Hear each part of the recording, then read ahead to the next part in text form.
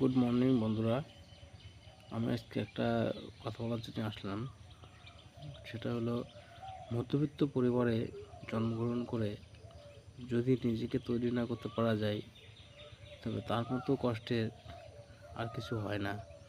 কারণ মধ্যবিত্ত পরিবারের ছেলেমেয়েরা একমাত্র বোঝে তাদের কত ঝড় বৃষ্টি, কত কিছুর সঙ্গে লড়াই করে বেঁচে থাকতে হয়, কিন্তু মাথা উঁচু করে বাঁচে। কিন্তু আজকে যে সকল দাদা ভাই, দিদি ভাই চাকরিহারা, তারা আজকে চাকরি হারিয়ে দিশেহারা হয়ে গিয়েছে। কিন্তু কি, তারা বেশিরভাগই সব মধ্যবিত্ত পরিবারের ছেলে মেয়ে, বেশিরভাগটাই মধ্যবিত্ত পরিবারের ছেলে মেয়ে। আজকে যারা যে কোনো কারণে চাকরিটা হারিয়েছে, তারাই একমাত্র বুঝতে পারছে এখন যে চাকরি হারানো কত কষ্টের।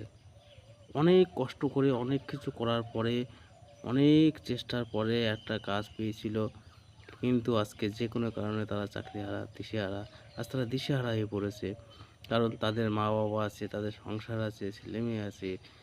এই যে একমাত্র এই যে কষ্টটা, এই যে এত কিছু, এই যে ঝড় বৃষ্টি, এত কিছু একমাত্র শুধু মধ্যবিত্ত পরিবারের ছেলেমেয়েরাই বুঝতে পারবে, তাছাড়া কেউ বুঝতে পারবে না।